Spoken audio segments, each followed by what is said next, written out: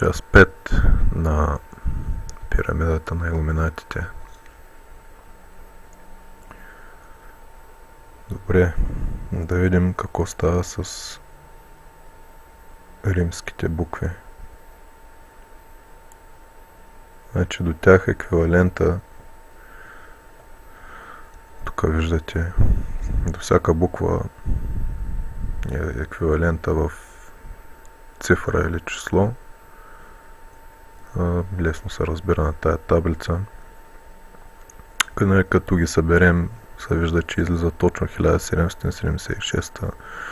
За тая година пак ще говорим малко по-нататък. И какво ще видите сега е нещо, което може би не сте очаквали да видите, нарича се гематрия. И това е кабалистична окултна нумерология. Гематрия на български, нищо и да знам как се казва. Тая кабалистична окултна нумерология ще накара да разберете, че добавените стойности са винаги са идентични и винаги символично, окултно означават едно и също нещо. Всъщност във всяка окултна нумерология по принцип, доколкото знам. И така, 1776 в този пример подреждане.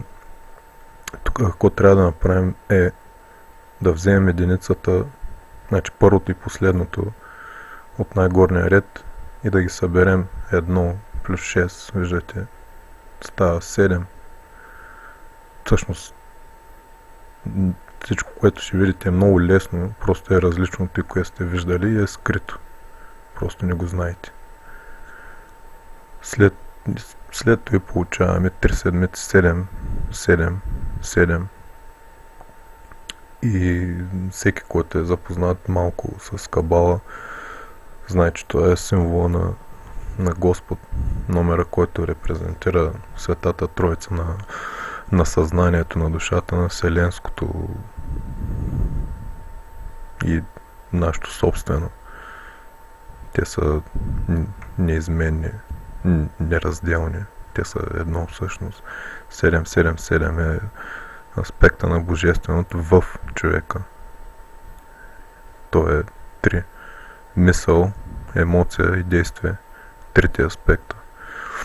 Трите аспекта на трите седмици тук. 7-те същества, небесни същества. Слънце, Луна, Меркурий, Венера, Марс, Юпитер и Сатурн.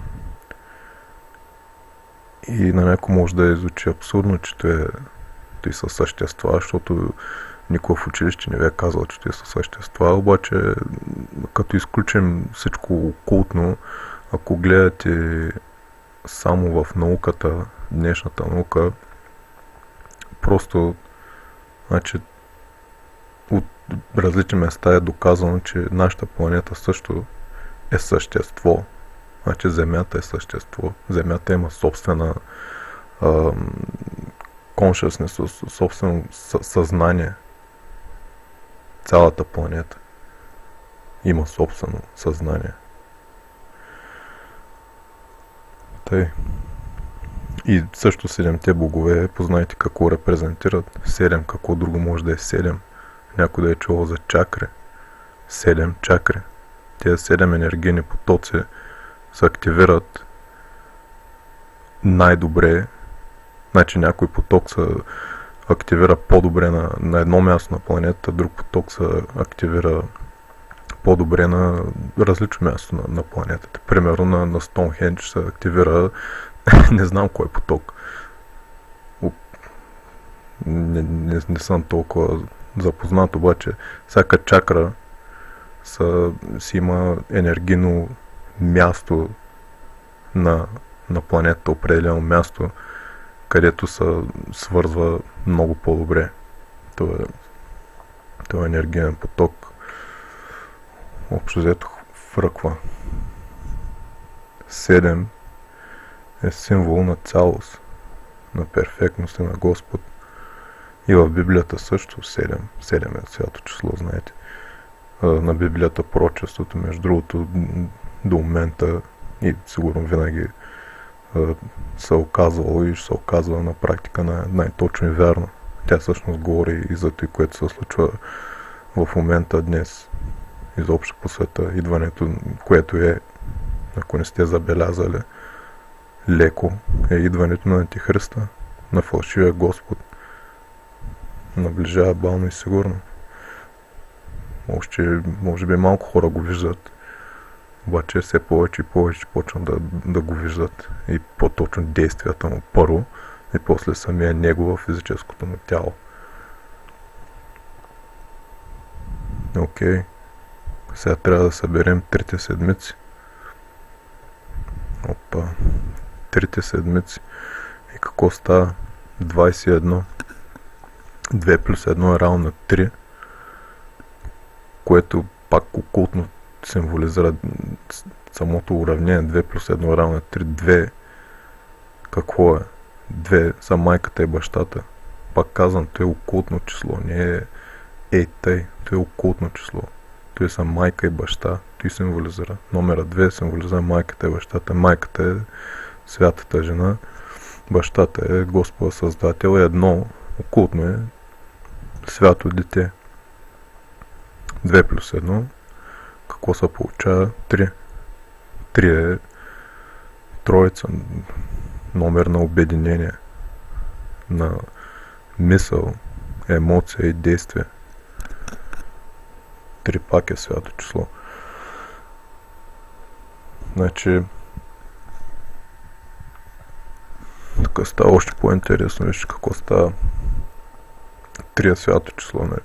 3 пъти наслагване чрез гематрия, 3 пъти пирамидата и всяка буква си има място, всичко съвпада, значи като отляво надясно се почва М. Виждате М къде е отгоре на римските. М, втората е D, третата е Си, четвърта пак е Си, отгоре ляво, дясно, горе, ляво, дясно, горе, ляво, дясно, горе, ляво, дясно. Виждате какво се получава на картината. И гематрия е комбинация от геометрия и математика, имплементирана по окултен начин. Геометрия от гео, земя, измерванията на земята, майката земя. И матрия също от Маат, от Египет. Майката, богиня. Наслагваме пирамидата и поставим буквите. И сега какво става? Става доста лесно. Просто заменяме буквите с еквивалента им. Цифровен еквивалент. И да не казвам Ватикана каква окултна библиотека има, че може да ме баннат от YouTube. Добре виждате, че се получава определен модел на цифрова последователност. Отгоре на всяка пирамида имаме единица с 0 или нули зад нея. И има едно нещо, между другото, интересно в математиката. Има нещо, което се нарича силата или силите на десятките, или силата на 10, или силата на числото 10. И преведено от английски звучи нещо като the powers или the power of a 10, нали, a, интервал 10, the powers of a 10. И се сещате кой е 10, който стои отгоре с единиците и нулите. Атон на български, на върха на пирамидата. Вместо името му в момента виждате какво става. Да спрем видеото и ще продължим в час 6.